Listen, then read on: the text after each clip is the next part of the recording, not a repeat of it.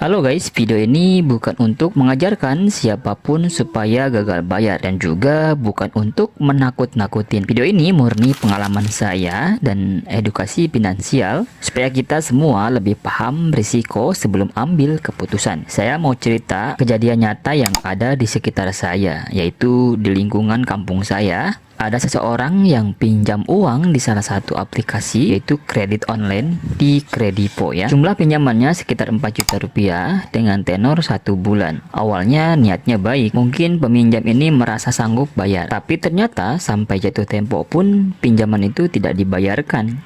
Masuk bulan kedua masih belum dibayar juga. Sampai akhirnya sudah telat sekitar 2 bulan lebih 10 hari atau kira-kira 70 hari.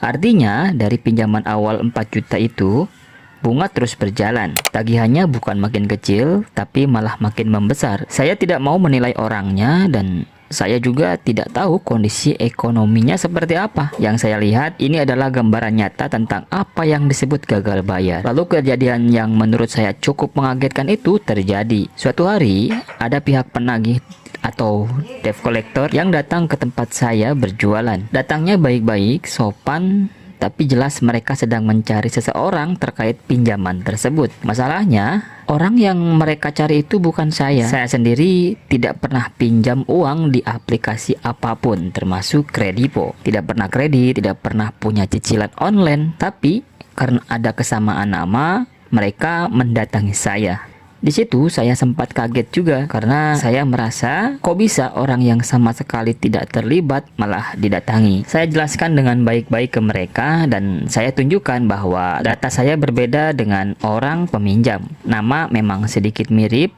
tapi wajah berbeda, KTP berbeda, foto di aplikasi pun jelas bukan saya. Akhirnya pihak DC tersebut menyadari bahwa mereka salah orang dan mereka meminta maaf kepada saya. Saya menghargai sikap itu dan saya sangat memaafkan. Tapi dari kejadian ini, saya belajar satu hal yang cukup penting. Ternyata gagal bayar itu bukan cuma urusan antara peminjam dan aplikasi. Dampaknya bisa ke orang lain juga, bahkan ke orang yang sama sekali tidak tahu apa-apa. Nah, di sini saya tidak menyalahkan satu pihak dan bukan menyalahkan peminjam, bukan juga menjelekkan aplikasinya. Saya hanya ingin mengajak kita semua berpikir lebih dewasa. Jadi setiap kali kita memasukkan data ke aplikasi kredit, itu bukan cuma soal dapat uang, tapi juga soal identitas, soal nama, soal reputasi. Jadi ketika terjadi keterlambatan, sistem akan bekerja, penagihan akan berjalan, dan kalau ada kesalahan data atau kurang teliti, orang lain bisa ikut terdampak. Banyak orang mengira gagal bayar itu cuma soal tidak membayar uang, padahal lebih dari itu. Ada bunga yang terus berjalan,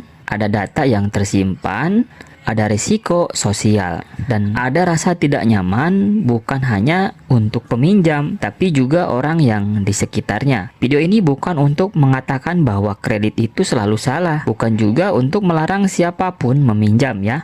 Tapi sebelum memutuskan pinjaman, pastikan benar-benar paham resikonya. Pastikan juga siap dengan kewajibannya. Dan pastikan data yang digunakan benar dan juga jelas. Karena suatu keputusan finansial yang kelihatannya kecil bisa berdampak panjang. Saya pribadi bersyukur kejadian ini bisa diselesaikan dengan baik. Tidak ada keributan, tidak ada masalah lanjutan, tapi tidak semua orang seberuntung itu. Jadi semoga cerita ini bisa jadi bahan renungan, bukan untuk menghakimi, tapi supaya kita lebih hati-hati. Kalau kamu merasa video ini bermanfaat, silahkan dibagikan. Video ini bukan untuk menakut-nakuti, tapi untuk mengingatkan.